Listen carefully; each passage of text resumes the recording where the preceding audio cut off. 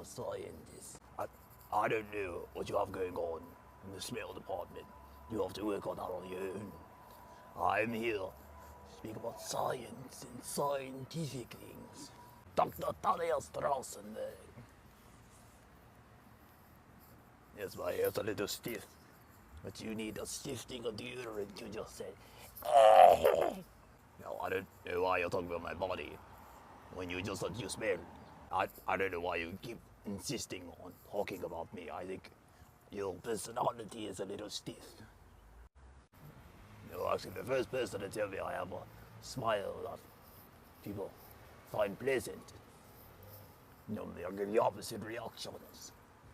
If you were really in my body, you'd come in for experimentations. Yes, I'm trying to move at the speed of light. I'd rather be under the influence of science. You'd come to the laboratory, all of you. But none of you listen to me. You all pretend as if you're going to help me out. I'm just a little awkward, so I just said my hands. I wasn't ready for social interactions, but here I am being social. The lab coat, the cleaners right now.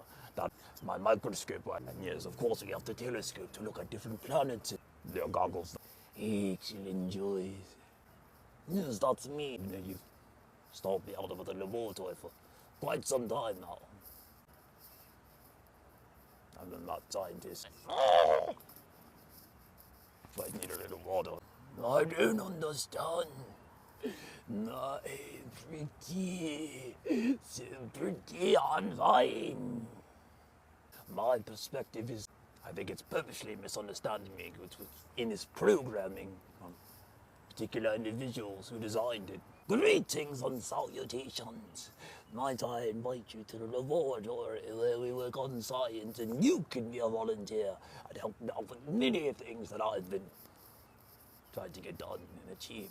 Hello there, my precious sweet thing. Hey, what's up? Is it Professor There's Dr. Thaddeus Strausenberg.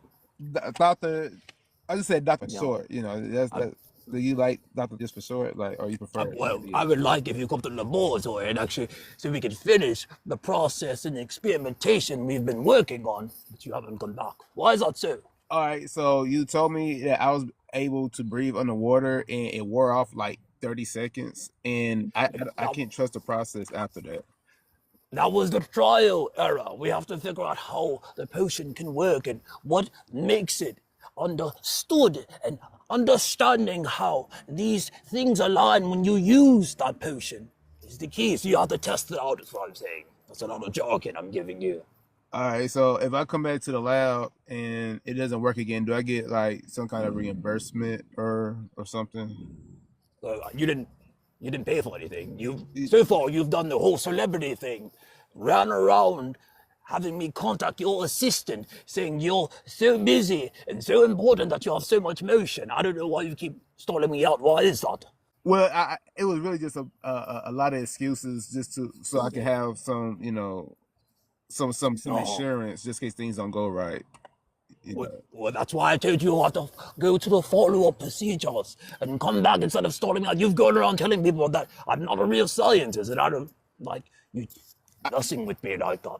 Yeah, because I went to your school where you get your degree from, and I'm actually talking to the dean of that school now where you got your doctorate degree. Actually talking to them. We'll talk about that later on. What I'm telling you is, in order for you to go underwater for a longer amount of time with the oxygen you require so you can swim, you have to follow up with the procedures. Do you understand me? All right. So I'm next Wednesday. No, we can actually do it. Don't tell me you're going to do one, and then you actually be busy, and I call your assistant, and your assistant keeps telling me you have too much motion. I don't know why you keep stalling me out.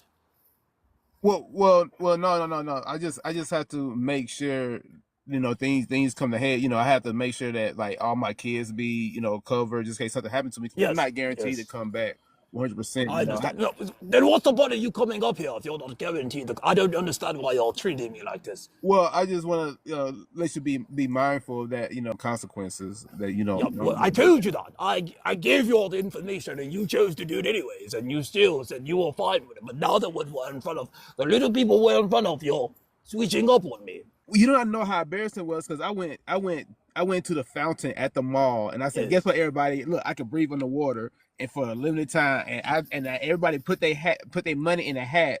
And Okay. they put the money in the bucket and they said, well, everybody had a big old crowd. And I said, watch me, have infinite, breathe underwater. So I went underwater 30 seconds later.